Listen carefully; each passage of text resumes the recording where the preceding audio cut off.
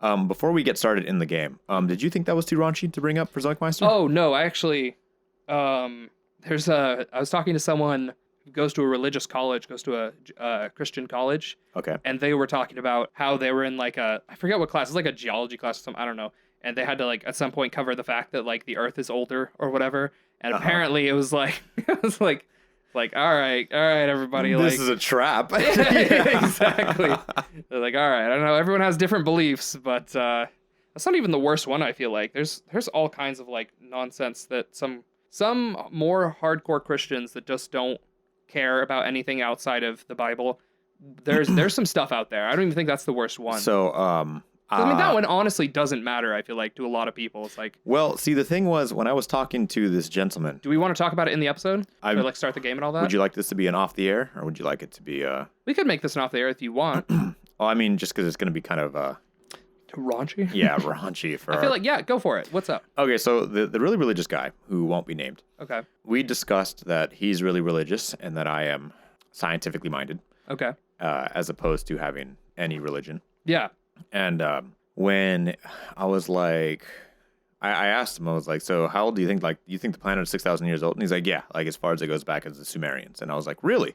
Huh. And I was like, well, I mean, civilization, right, the Sumerians, but you really think the earth is only 6,000 years old? And he's like, how do we know? And I was like, do you believe in dinosaurs? And he's like, that's the other thing. Yeah. A lot of Christians, that was the thing. That was the other thing that came up was, this person was studying to be a marine biologist. That's how all this came up. And they were talking about how, like, yeah, some people think that dinosaurs were put in the ground. Dinosaur bones were put in the ground by Satan to test people's faith. Oh, wow. Yeah. Okay, so when I asked the guy, I was like, do you believe in dinosaurs? That's how strong it gets. He said, of course. And I was like, well, then how do you believe in the 6,000 year theory? And then he said, well, how do you know they're not, 6,000 years old? And I was like, because I was like, I can't imagine a world where we have giant lizards and men running around. And everything's just all good.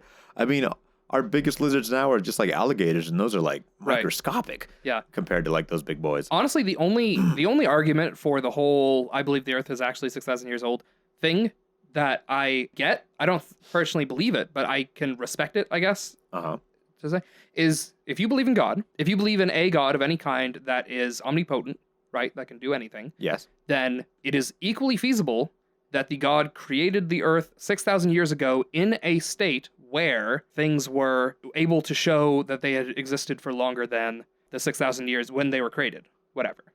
You know what I'm saying? I mean, I guess, but that'd be weird, right? Like, but, that's like a weird specific... Like, that sounds like you're punching loopholes. But if that is your argument, then I'm like, fine. Like, whatever. I don't have an argument for that. Yes. So sure. I was explaining to this person. So he was asking how we know that they're actually that old. And I brought up carbon dating. And he's like, well, how accurate is that? And I was like, well, actually, it's pretty accurate, but it only goes to about 50,000 years because of the, amount of cycles you can do it. It's like good for 57,000 years, but you're only good for like 50 to use that. But you can use different elements to date. Yeah. And he was like, oh, okay. And yeah, different elemental dating has different time spans that it's more accurate in. You can kind of see decay ratio, all that fun stuff. You can look at like different overlaps. So depending on how old you think you basically have to ballpark how old you think it is, which is kind of the problem with carbon dating, is the fact that it relies on you to have a guess as to how old it is before you can actually check. Yeah. But it's not, it's not that big of a deal. But that is part of it. The part of any sort of element dating is that you kind of have to have a prediction as to how old the thing is, and then it'll more just correct your prediction. Yeah. So you have to like guess a year, which and honestly, you get, like, higher or lower. That's where like different scientists come in, like archaeologists, right? And like those. Definitely. I mean, it's like, oh yeah, this was found around Egyptian works or whatever. I'm assuming since we know the civilization is roughly 4,000 or 5,000 years old, that we can ballpark it. Yeah. That's kind of the idea. Yeah. So with that in mind, as more things got into play, I was like, do you believe in like the atomic model? And I was like, do you like, what do you think we're comprised of? And then he's like, well, how do they know? And I was like, microscope. You can observe these. Like, honestly, currently. like, and then you can't get down to the atomic model though. The atomic model's hard to. Okay, so yeah, that's. I was like, okay. You can't see. You can see an atom, but you can't see the model of it. Yeah, you can't see the model. It's just an expression. Used for like educational the atomic purposes. Model is crazy. So then I told him, I was like, he's like, how do you what's the limit? If you're going to say all this science jazz, and he's not being aggressive. I'm sorry if I'm coming off making him sound aggressive. He's actually a very respectful person. That's good. That's good. I'm actually more so like using him as an embodiment for everyone who's ever tried to like, I don't know, de-science me, right? Yeah. He's actually a very nice, very respectful, very understanding person who, after I told him something, he was willing to look it up. Right. That's awesome. That's we brought up string theory, right? Okay. And he's like, what is that? And I was like, in a nutshell, I haven't like... Have you ever eaten spaghetti? Yeah. Well, basically, that's life. So I was like, okay, so at its core, right, they think that existence might be based on basic elementary particles that may be expressed in like small loops or strings that are vibrated in different intervals, which give us different results, right, as building blocks for existence. Yeah. And this model works, but only in 10-dimensional spaces, in which we currently have 3-dimensional spaces in one space or one time dimension. Yeah. So this one accounts for 10 spatials in one time. So I guess their current theory is that they're trying to find our missing dimensions, but I guess you can do the math for 10 and then find a work way to like divide it back down to be in a 3-dimensional spatial equation to like find basic building blocks for the so-called supposed things.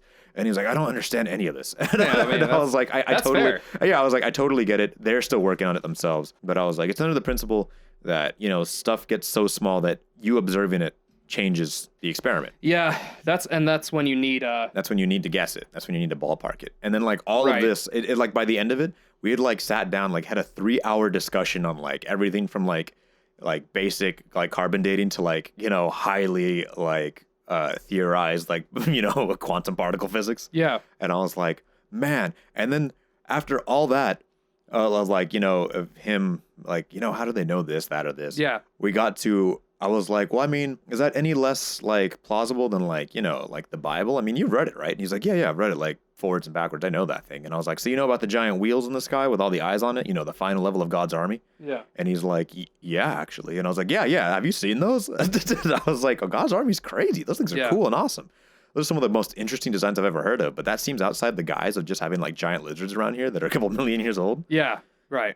And that's the thing is, I mean, the thing is that, like, I don't know, there is a lot of people I feel like that for some reason feel like you can't have religion and science. But I feel like a lot of times they're not as counter to each other as you think. Because, I mean, it mostly comes down to how much of the Bible are you willing to take as metaphor versus literal. And the more you want to take it literal, definitely the harder it is to compare it to the world around you. And I think if you've read any amount of the Bible, you can see that much of it is very intentionally metaphorical. Like things that Jesus said were very, a lot of the times he would say things like the Jewish texts tell you that if you kill your brother, you'll, you know, whatever, basically go to hell. And Jesus said, but I tell you, even if you get mad at your brother, then you have sinned.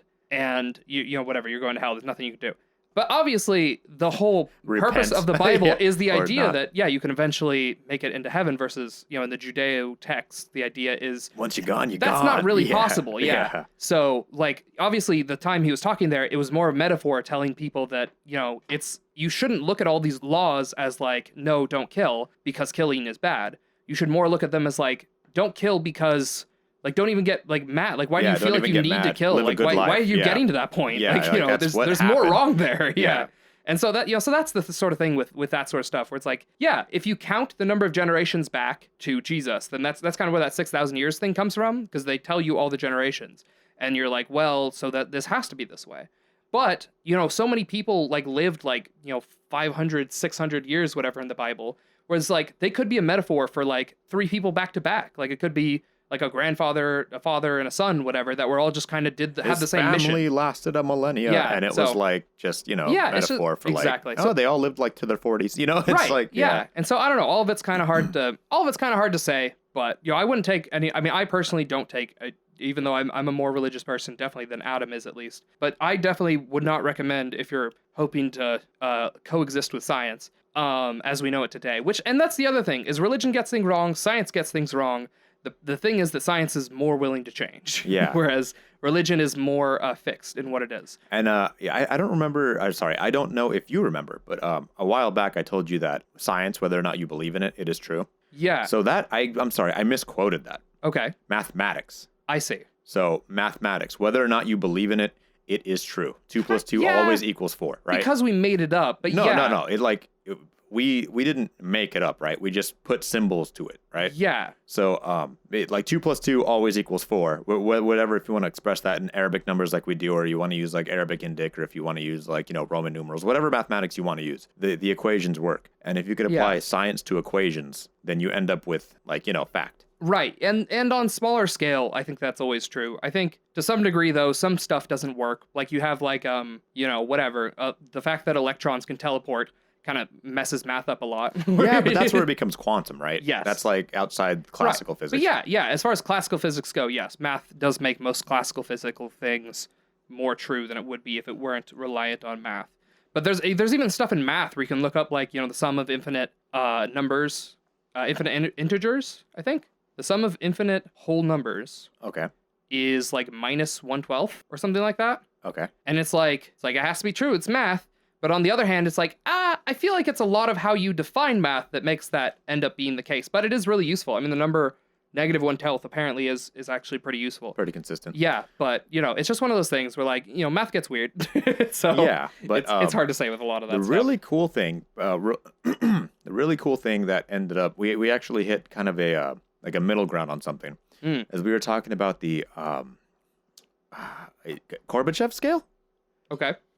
Is that what it is? That's going to bother me. I don't know. What's it involve? It is the scale to measure a civilization's progress.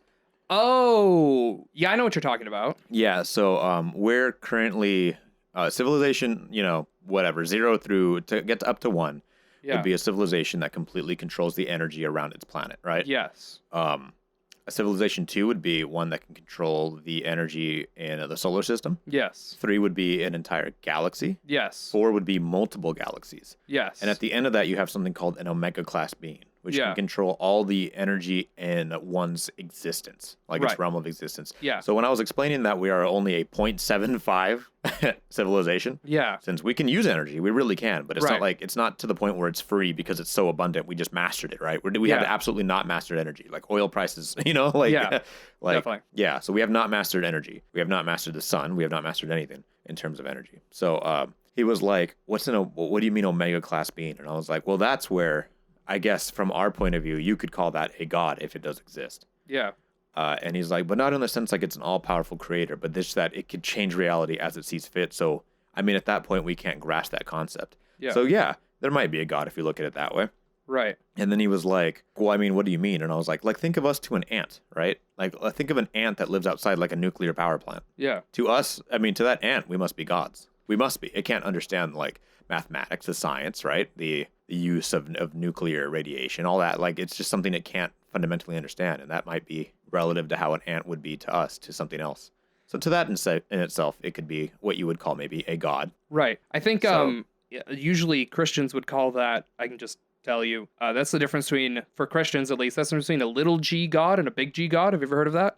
I have not. Okay, so a little g god is something that is so powerful that it is outside the realm of our imagination. Okay. Such as like Greek gods would be considered lower G gods, like little G gods. Just can change reality, but still appear. Because they can't, right? Like it's not like a Greek god can, I don't know, like create a planet, I guess, as far as we know, right? Like most little G gods, they can't even like read your mind, for example, or something. I mean, some of them can.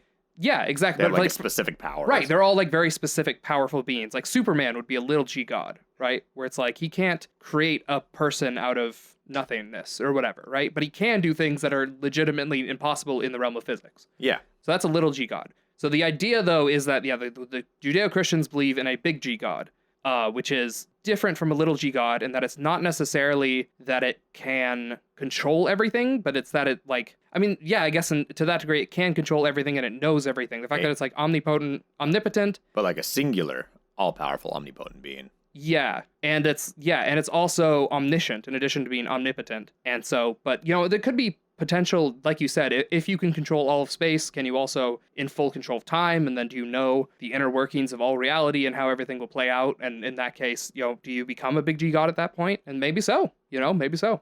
I don't know. We can't know, right? I mean, that's the whole reason we're bringing this up is that, if something's so crazy out there, then we don't even know what that would look like. We can't even guess. There's things outside of our science that we have yet to understand how to understand it. Exactly. It's really interesting. And on that note, I think that ends this off the air. Yeah, that was a little 15-minute off the air. But yeah, seriously, guys, dinosaurs were probably not put in place by the devil. I'm just gonna. They're probably just a ballpark, a little bit older than 6Gs, but Probably. I don't know. Ostriches are weird, aren't they? Well, so yeah, that's the ostrich. You know what? No, that's a good place to end it. We're just heading to there. I'm not going past that. That's perfect.